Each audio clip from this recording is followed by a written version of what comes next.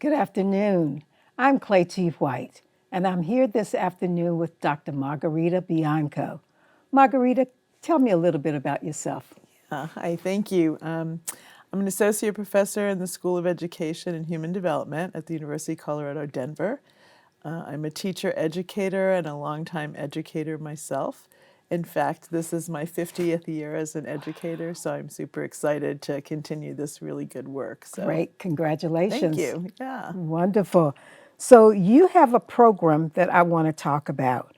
But first, you're one of those students that when you finished high school, a guidance counselor said something to you like, you are not college material. Where does that come from? Well, yeah, I mean that comment from, and I'll name him since he said it. His name is Mr. Benet, and he was a counselor in New Jersey. That kind of comment is not unique to me. Many colleagues that I work with now, faculty of color, have similar stories in terms of being discouraged from going to college, having high school teachers and counselors think that we weren't capable of doing real intellectual deep work. And so it's a history of racism and a history of real deficit thinking about youth of color, which informs my work today. So let's show how wrong that was by talking about pathways. Explain your pathways to teaching program. It's a program that I started in about 2010 in Denver. And it really grew out of both a personal and professional frustration with the lack of diversity in the educator workforce. So, nationally, we're probably at about 83% of our teachers are mostly white, female, monolingual speakers. Some states, the diversity gap is even larger than that. And so in my personal experience, going from kindergarten through high school and never having a teacher who looked like me, coupled with a counselor who didn't believe in my abilities, it was frustrating, very frustrating. And so I thought I needed to do something. And it really became part of my scholarship and my identity in terms of trying to flip that narrative and get young people of color in particular to think about joining the educator workforce. So that's the nexus of it anyway. Okay. And so, how does it work? So what we do at the University of Colorado, Denver, but now the program has grown significantly, so we're all over the country. But I partner with teacher prep programs around the country, and we work with high school teachers in local districts, and I train the teachers to implement the curriculum, which is several courses that we offer. And part of the difference, I think, between the Pathways to Teaching program and other high school grow your own programs is I spent a couple of years doing research trying to better understand what motivates individuals of color to enter the education field. And what I learned was that, and I knew this in my heart, but I didn't know it from the research. Most of us go into the field because we want to be role models and mentors for other young people like ourselves. We want to combat, the guidance counselor who is telling young people that they're not college material. So it's all about racial uplift. It's about social justice issues. It's about really making schools a more equitable space. And so I thought, once I learned why teachers of color enter the field, I thought, why don't I embed this in the curriculum right from the beginning? And so all the courses that we offer for high school students have that social justice focus from the beginning.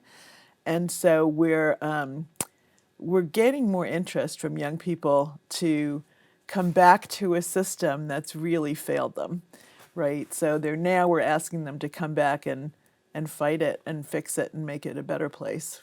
So, I'm a junior or a senior in high school, and your class is going to teach me what exactly? Yeah. So one of the things, again, and I think another area where we're successful is unlike other Grow Your Own programs that really teach pedagogy, how to teach, right? Like how do you teach early childhood kids? How do you teach a math class? We spend less time talking about how to teach and lots of time talking about why teaching is important. And so most of our curriculum is really talking, especially like to young men of color. So for example, less than 2% of our teachers nationally are men of color, especially black men. And so I want to make sure that I'm going to reach them in ways that make sense to invite them back to a system that has really failed them. And so that's the key. It's talking to them about justice issues and understanding a system that wasn't necessarily designed to make them successful. So how do you come back and change it? Wonderful. So now there is a certificate called a paraprofessional. Tell me about that portion of the program. Yeah, again, I think so much of my work is really influenced by my own personal story and also my professional work. So I'm a first gen person. I'm the first in my family to graduate from high school. Going to college, although my family really wanted me to, nobody knew how to help me navigate those systems. So after high school, I was a paraprofessional for a year, well, actually for several years, but it was in that space where I was with other people who were either in college or had graduated from college, who really helped me understand how to navigate some of that I didn't know. And also, I was in an environment with other teachers who could continue to encourage me to pursue teaching versus when I worked at McDonald's after high school where nobody cared if I pursued a degree or not. So after the first couple of years of Pathways to Teaching, I noticed that we were losing some kids after high school. So even though they wanted to come to college, they were working these jobs that wasn't really supportive of them taking classes. So anyway, I decided, using my own personal experience, let's help them become paraprofessionals or paraeducators. And this way we can continue to support them. So we offer courses and they can earn a paraprofessional certificate after 9 credits with us. And what does that mean, paraprofessionals? What am I allowed to do? So each state is a little bit different, but for the most part, paraprofessionals help teachers in the classroom and help support students. Okay. So they don't have the same responsibility as a teacher, but oftentimes it's the paraprofessionals that are from the community, really understand the community, understand the students, understand the families and their needs. So that paraprofessional pipeline makes a lot of sense in terms of growing that population into teachers. Wonderful. So earlier you mentioned to me about working with the unhoused teenagers in your area. How does that work? How are you going to make that successful? Yeah, it's super exciting for me right now because it's a brand new branch of our program. Denver, like many other cities, has a real challenge serving unhoused youth. And so I'm partnering with an organization called Urban Peak. They serve, I believe, about 350 unhoused youth between the ages of 15 and 22-ish. And I thought, so many of these young people, again, have a history of being marginalized in school, being disenfranchised. They're living in tents on the street in Denver, Colorado. The ones who are lucky have a tent, right? So I thought, what if I could institute that same program and offer college credit to these young people and have them think about these justice issues, right? Like, how have they been neglected? How have they been disenfranchised from systems that are supposed to help them but really don't? So anyway, I want to get them thinking about some of this and start thinking of themselves in a role of being an activist in their community to fight for change. And so we're just starting, and I'm really excited to see how this goes. And once they earn a paraprofessional certificate, I'm going to be working with our local school districts to hire them, and hopefully they'll have jobs, and hopefully it can lead to them getting off the street if that's what they want to do. Oh, that sounds wonderful. But now, where is this program going to be housed? Do they come to the college campus? How does it work? So we are piloting it now, and so it's a big experiment. And so in that experiment, we have to make it as flexible as possible because these youth don't have a day-to-day schedule, in the way most of us do. So sometimes we'll offer the classes in the evening, sometimes it'll be on the weekends, sometimes it'll be in the morning. It really kind of depends on what their schedules are. We hired a teacher who's phenomenal, who will be doing this work with us and really kind of building relationships with these young people. So right now we're in phase one, Oh, that's which is building relationships and building trust and getting young people involved. And right now we have 15 students who are interested. So I'm very excited. oh, Yeah. that's exciting. Yeah. So suppose UNLV, UNR, Nevada State University wanted to implement pathways. What would happen? How does it look when you go to another place other than Denver? Yeah, the first thing that I try to do is make sure that I have a strong connection with the institution of higher ed. So whatever the teacher prep program is locally, because it doesn't make sense. So for example, I have programs in Minnesota. It doesn't make sense for the University of Colorado Denver to issue credit to students in Minnesota. So I partner with the higher education institution, their teacher prep program. We make sure that the courses that I'm offering align with their curriculum, and if we have to tweak it and make adjustments, we will. And then that university will get those courses approved so that it can be offered in local high schools. So it's really, because kids, especially kids of color and especially first-gen students, they don't follow programs. So you could have the best program in the state or the country for that matter. They follow people.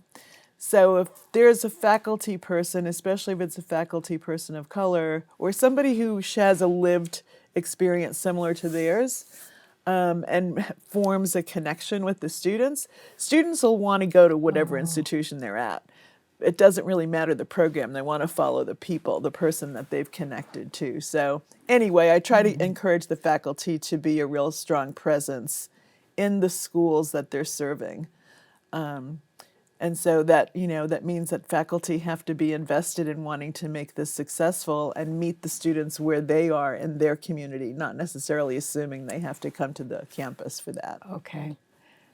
So when you are working with a school system, what kind of relationship is needed between that university and that local school system? Yeah. What does that look like? What does it have to look like? Right. So it's a coalition of the willing. You Okay. can't do this work unless you've got people with a shared vision and a mission to make this work. And that coalition of the willing means that you have to have district-wide leadership that are on board. And since my program really emphasizes getting students of color to become teachers, that's something that many districts talk about a need that they want to do. Okay. So if you want to do it, let's see, make it happen, Okay. right? So sometimes it's just lip service. Not always, but sometimes it is. So it's a matter of making sure that the higher ed institution has a good working relationship with the district, and many do, but it's finding those people that are really willing to push it through and help make it successful, for sure. So is funding an issue ever? It can be, especially when some of the small rural school districts that I'm in, for example, they don't have the same kind of budget that a larger district might have. The program itself isn't very expensive. We try to really keep the tuition at the lowest possible dollar amount that we can. So we try to mirror what community colleges do in terms of offering concurrent enrollment. So we try to keep, the costs low. One of the things I mentioned to you earlier is I'm not grant funded. And I was really intentional about that because everything that I read, when I started doing the research to build this program was, I'd learned about these fabulous programs that were around and they published some great work, but 4 or 5 years later, they weren't in existence anymore. And so many of the Grow Your Own programs were grant reliant, and as soon as the funding cycle ended, they stopped. And so it was important to me from the beginning to think about what kind of a funding model can I create that makes it sustainable, that I don't have to ever rely on external funding? And so we did it, and I'm super proud of that. So, yeah. That's great. So when you think about this, you now have programs all over the country. How do you rate it? How do you know if a program is successful? How do you keep in touch? Because you're just one person. So Right. now with all of how does it work? So for the first couple of years, it really was just one person. Oh, okay. But now, fortunately, I've got a fabulous team. Oh, great. And my team consists of mostly our graduate students. So a lot of the Pathways to Teaching high school students, when they graduate high school and apply to CU Denver or whatever college they're going to, I hire back as many as I can to work with me to continue to support the schools around the country. So, for example, we've got 5 or 6 high schools in New Orleans. And so I have high school students, well, now they're college students, but they Zoom in with the high school classes in New Orleans twice a month and develop relationships with them and act in many ways as paraprofessionals with the teacher to help support the program. So now I have a team, which is great because I don't have to do all of it myself. But and that gives me a great way to stay connected with the young people that are in the program too. So I have some students now that are in their doctorate programs, and some of our Pathways to Teaching grads are doing amazing diversity equity work on college campuses around the country. So we're really proud of our graduates for sure. Oh, that's amazing. I love it. Talk just a little about yourself. Talk about the influences, your mentors in life, how all of this happened. So kindergarten through 12th grade, didn't have any teachers of color ever. So the only other Latina women that I ever saw were either serving food in the cafeteria or cleaning the bathrooms. So not seeing any teachers, any superintendents, any people, any person in a leadership role in schools who look like me, or for that matter, any person of color. I didn't see any. But when I got to my undergrad program, I had one professor, African-American woman, Dr. Leola Hayes, who has since passed a long time ago. But she was the first Black woman I saw that put her arms around me, and she was just, honey, you're going to go on to graduate school. I didn't even know what graduate school was, right? But she saw in me, and she knew, as a young woman of color, that I needed that connection. And so it was because of her that I continued on to graduate school and, on for my doctorate degree. And I always, thank her and remember her spirit for doing that for me. Oh, I love it. So she was my first real mentor for sure. Great. So, because this is so new and so different for me anyway, talk about the book. Aren't you going to write a book about this? I am. So I'm way behind on it. Okay. But I do. I have a contract for a book to really examine the program. And I'm doing it in a very storytelling kind of way. Wow. So I'll be using student stories to illustrate different points of what I think is important about the program. And so, for example, one of the things that really upsets me when we read about who should become our next teachers, like who are our future teachers, and you hear people using the terminology, we want the best and the brightest, we want the best and the brightest. And of course we want the best and the brightest, but who are the best and the brightest and who's defining that, right? So I can think of so many young people, like one of the things that we do is I have no GPA requirement to take any of the courses because I want to make sure it's open to everybody. When I think of the best and the brightest, I think of some of the young men and women in my program that come to us with the lowest grade point averages. Yes. They come in with a grade point average of 1.5. Or why? It wasn't their fault. It was a system that failed them. And so when they start to understand it's the system's fault, they can come back and fix it. I want to tell those stories of, young people who, for example, another one of our students who in 11th grade, her mother was arrested for a DUI. And so she didn't want to tell anybody in the school that her mother wasn't home anymore, and she had two younger siblings that she was taking care of, feeding, dressing, making sure they got to school on time, for about 6 months. And she's the best and the brightest in my, interpretation of it. She kept her family together, she kept her grades up, but she would not be what most people would consider, the best and the brightest by some people's definition. So it's the student stories that are going to come through in the book, I hope. Yeah. Oh, good. I can't wait for that book. So you have partnerships sometimes. Talk about the students who are unhoused. There are some partnerships there that you're building. Right. Talk a little more about that. Yeah, so the partnership, obviously the university is a strong partner because they're supporting me in a big experiment, and it's not every university that is willing to do that. So I really credit my dean, Marvin Lin, and the associate deans there, Barbara Seidel, just for allowing me to experiment with my vision, right? So the university is a partner. Obviously, Urban Peak had to be on board with this too, and they're the organization that really serves the unhoused youth.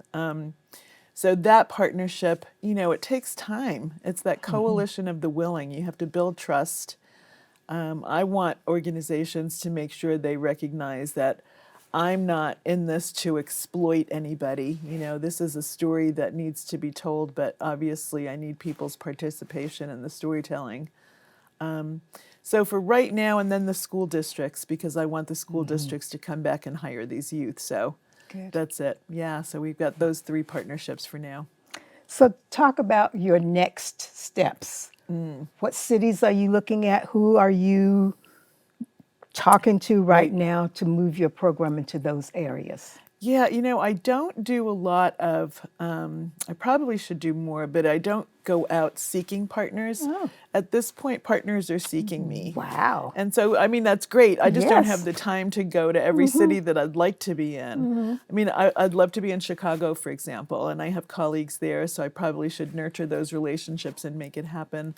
I want to be in those communities where when you look at the numbers of kids graduating, it's not what it should be. I want to go into those communities where young people need to feel like they have a voice and that they matter and that they have a future. Even when you have a counselor tell you that you're not college material, Yes. we have to let them know that they are and that they, will be successful in spite of what people are saying to you. So when you decide to come to Las Vegas, what does that mean for Las Vegas? What does that mean for our students now who no direction? What does it look like? Yeah, so you're already the school is really doing some amazing work. So I'm hoping that we can collaborate and learn from each other and improve each other's programs because I have a lot to learn here too.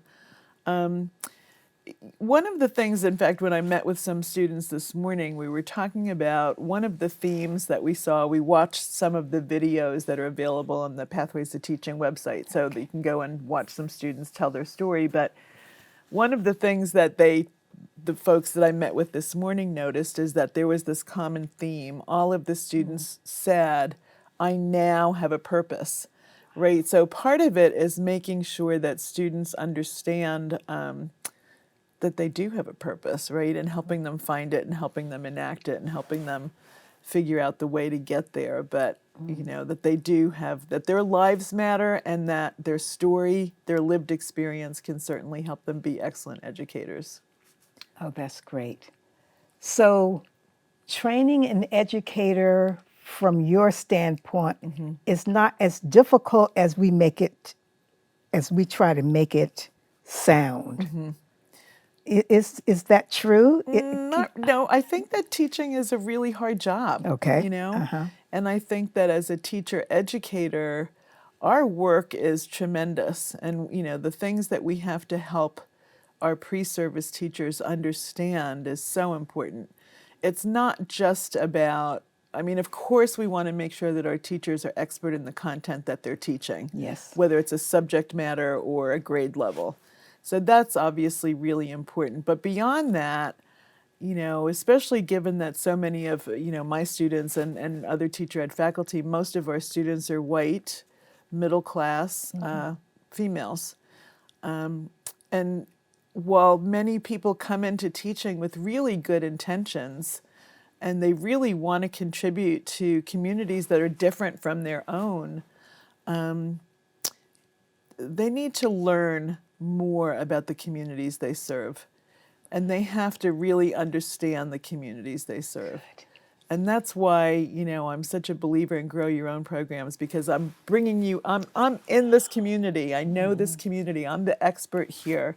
So you're not going to act out when you know I'm seeing your grandmother today at, Bible study. Or you're not going to act out for me when you know I see your mother in the grocery store. So, when you're in the community, you have the relationships with the families. So anyway, I think teachers need to understand that they have to build those communities and build relationships with families. I think that's so important. Yeah, for sure. Yes. You have some guiding principles that you use throughout your programs. Could you just share some of those? Yeah, so when I was first doing research to learn what I needed to embed in the curriculum, we talked about the idea of why do teachers of color enter the field, and it's more around they want to create new, support their communities and be role models and mentors. So we embedded that in the curriculum. But there were lots of other things that I started to theme around what would make a successful program, and that became the guiding principles. And so, for example, no grade point average. So I'm unapologetic about I won't partner with a district if they're going to impose a grade point average requirement to take a college level class at the high school level. So, and that's because so many young people, like myself, for example, my grade point average in high school maybe was a 2.0, I don't remember, but I want to make sure that we were casting the widest net possible. And so that's one of the guiding principles. Oh, that's so liberating. Yeah, it is. Really so liberating. So to end, just any additional comments, things that I did not cover? Talk a little more about, I'm just carried away by the program. Well, thank you. I think the most frustrating thing for me is, and I hope this message goes out to teachers, teachers in the community, and especially teachers of color. One of the things we know is that teachers are discouraging our youth from becoming teachers. Teachers of color in particular are discouraging youth of color from becoming teachers. Part of it is because they feel like you can do better, you can make more money, you can have a more prestigious job as a lawyer, whatever. And all of that, they're important roles that young people can play. But, we need to elevate the profession in a way that I'm 50 years an educator, and I'm proud, to be an educator all these years. And I just want the message for teachers to elevate our profession and to promote it and to not denigrate it and talk badly about a job that's so important. Because if we're not in the classroom, then who is? And that's an important message for me. Thank you. Thank you. Beautifully said. Thanks.